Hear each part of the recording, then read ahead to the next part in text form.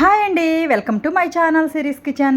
ఈరోజు నేను చేయబోయే రెసిపీ ఉలవచారండి. దీనికోసం ముందుగా ఒక గ్లాసుడు ఉలవలు తీసుకున్నాను. ఈ శుభ్రంగా వాష్ చేసుకుని ఒక 2 గంటలు నానబెట్టుకున్నాను. నానిన తర్వాత ఒక పొయ్యి మీద పెట్టుకుని ఒక 5-6 విజిల్స్ పెట్టుకోవాలండి. చూడండి, పెట్టుకుంటే ఇలా ఉలవ గుగ్గిలు అన్నది మెత్తగా ఉడికిపోవాలి. చూసారు, ఇంత మెత్తగా ఉడికిపోవాలి. ఇందులోంచి ఇప్పుడు ఈ వాటర్ ఉన్నాయి కదా, ఈ వాటర్ వడబోసి తీసుకుందాం. ఈ వాటర్ తోటే మనం ఉలవచారు చేసుకోవాలి. దీనికోసం ఒక పెద్ద సైజు నిమ్మకాయ అంత చింతపండు నానబెట్టుకున్నాను. అంటే మన చారుకు సరిపడగా చూసి వేసుకోండి. మన ఉలవ నీళ్ళని బట్టి వేసుకోవాలి.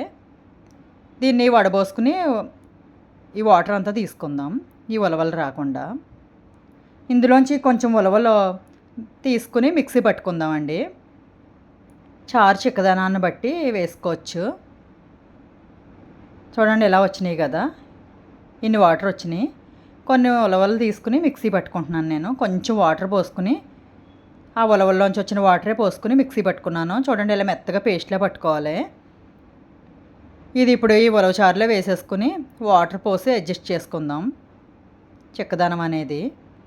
ముందుగా మనం నానబెట్టుకున్న చింతపండు కూడా గుజ్జు తీసి ఈ మిక్సీ జార్లో వేసుకున్నాను నేను. ఇది కూడా చారులో పోసేసుకుందామండి. దీంట్లో ఒక 2 గ్లాసులన్నా మన చిక్కదనాన్ని బట్టి వాటర్ అడ్జస్ట్ చేసుకోవాలి. నేను ఒక 2 గ్లాసులు పోసుకున్నాను. చూడండి, చిక్కదనాన్ని చూసి పులుపుని బట్టి యాడ్ చేసుకోవచ్చు వాటరు. చూడండి, ఇలా ఉంది కదా చిక్కదనం అనేది. ఇప్పుడు ఇందులో అన్నీ వేసేసుకుందాం. పసుపు, కారం, సరిపడా సాల్ట్ కూడా ఇక్కడే యాడ్ చేసేసుకోవాలి మొత్తం అన్నీ. దీన్ని ఇంకా పొయ్యి మీద పెట్టి మరిగించుకోవడమేనండి. ఉల్లిపాయలు, పచ్చిమిరపకాయలు, చిన్న టమాటా వేసేసుకుందాం. వేసి కొంచెం ధనియాల పొడి, మొత్తం అన్నీ చారుకు సరిపడాయి అన్నీ మనం ఇక్కడే వేసేసుకుంటున్నాం.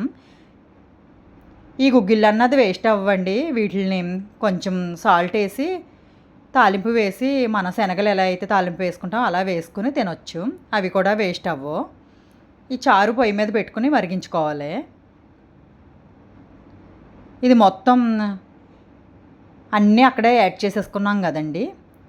పొయ్యి మీద పెట్టుకునే ముందే మనం అన్నీ ఉప్పు, కారం, చింతపండు, ఉల్లిపాయలు, పచ్చిమిరపకాయలు, ఉల్లిపాయలు ఇలా కొంచెం పెద్ద పెద్ద ముక్కల కింద వేసుకోండి. మనం తినేటప్పుడు అన్నంలో బాగుంటాయి. కొంచెం మరిగిన తర్వాత కొంచెం చిన్న బెల్లం ముక్క వేసుకోండి, పులుపుకి అడ్జస్ట్ అవుతుంది. చూడండి, ఈ చిక్కదనం రావాలి, ఇంకొంచెం మరగాలి. దీని పొయ్యి మీద పెట్టుకున్నాక కొంచెం సగానికి తక్కువగా అయ్యేటట్టు మరిగించుకోండి, బాగుంటుంది టేస్ట్ అన్నది.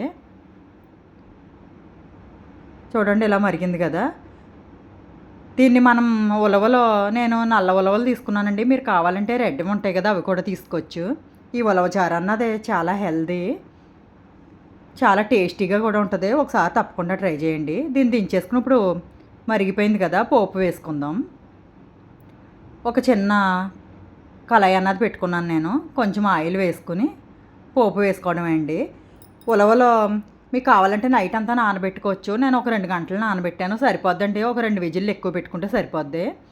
ఈ ఉలవలు అన్నది బయట కొన్నవి కాదండి, మా చేలోయే. మా మావయ్య గారు ఇడ్లీకి పెడతాకని చేలో పండిస్తారు. వీటిని నేను కొంచెం చారు చేసుకోవడానికి కొన్ని ఉలవలు తెచ్చుకున్నాను. చూడండి, పోపు వేగింది కదా. జీలకర్ర, ఆవాలు, ఎండుమిర్చి, కరివేపాకు వేసి వేయించుకున్నాను పోపు. ఇప్పుడు ఈ పోపు అన్నది మనం మరిగిన చారులో వేసేసుకోవాలి. ఈ ఉలవచారు 2 రోజులు ఉన్నా కానీ అసలు పాడవదండి. చాలా హెల్దీ, చాలా టేస్టీగా కూడా ఉంటుంది.